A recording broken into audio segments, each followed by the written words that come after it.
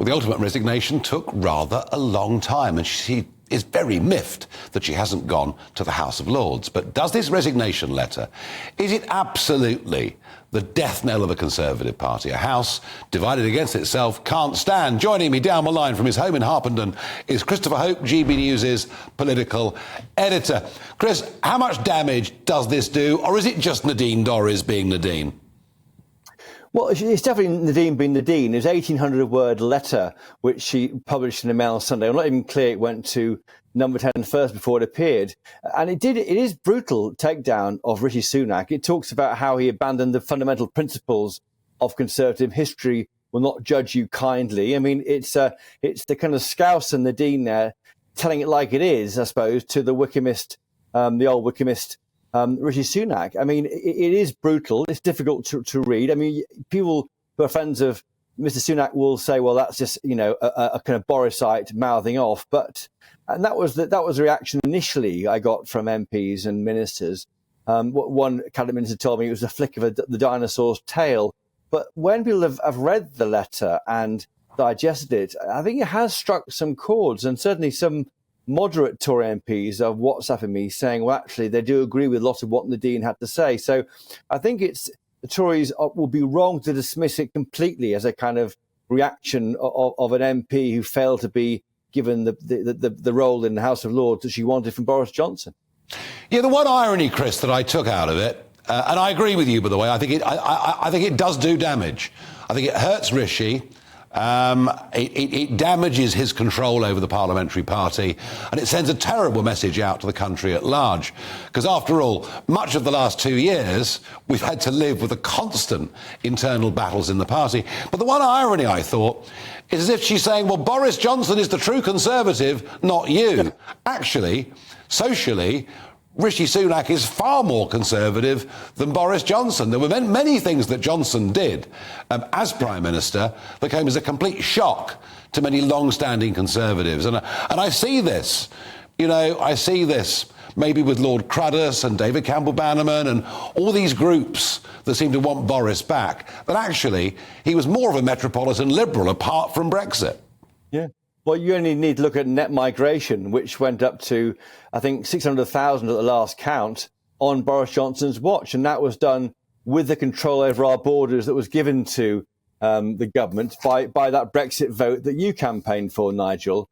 I think if you're looking forward, though, the mid-Bedfordshire by-election is going to be fascinating. Now, of course, Nadine Dorries doesn't resign until Parliament comes back and it's submitted to the House of Commons and the Treasury acknowledge it. If there's a by-election at the beginning of October, the only one I can find of, which is a survey of mid-Bedfordshire, shows that Labour's on 28 points, the Tories on 24 points, Lib Dems 15, and Reform, this kind of right of the Tory party, moderate, it's a small party, minority party, is on 10 points. Now, I would say that if Mr. Sunak can find some form of show some leg maybe at the Tory party conference on tax cuts, that 10% of Reform could come across to the Tory party.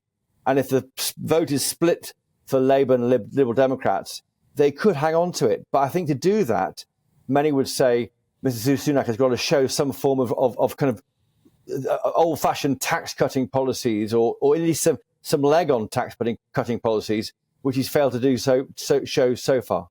Yeah, I'm not sure, Chris, that just one statement is going to bring 10% of those who are really very, very hacked off with the Conservative Party back. Perhaps if he stopped the boats, perhaps if he reduced net migration. But frankly, there's no prospect of either of those, is there? No, there's not, and largely because they're in the hands of the courts. The whole policy to stop the boats, which is, let's call this Rwanda policy, send people who arrive here illegally by small boats to Rwanda to be processed. That policy won't be judged by the courts until Christmas time, I understand, which means we're going to see months and months and months of difficult headlines of small boat crossings. And there's a big week last week, wasn't there? So I think it's not going to end. And the one thing they don't want to talk about much in government is the small boats policy. It's not going very well for them. And hence this week we're seeing announcements on crime and policing, and they're hoping that can put the ball back in Labour's court. But Labour is saying, well, you've had 13 years of this. You can't keep pointing out where it's gone wrong. It's on you a bit, this now. And the other one, of course, is 0 hour at midnight. The ULEZ extension comes in from midnight. And I made the point earlier briefly. It was Boris Johnson, as Mayor of London, that approved it. It was Sadiq Khan that enacted it, and when it went to the Department of Transport, Grant Shapps rubber-stamped it through. And now they've got Susan Hall standing for them in the mayoral contest saying, I'm against ULEZ, I'll get rid of it. Even on this, there's not great clarity, is there? Or not great difference, frankly, between the two parties. And the extra point to that, Nigel, is that Mark Harper has not stopped it. I mean, he has got, in theory, some form of legal right to do so, as you revealed on your programme last week. He's not doing it. Yep. He's been told he can't do it by government lawyers, therefore he can't spend taxpayers' money doing something which has no prospect of success, even though it may have delayed the expansion of ULEZ to Greater London.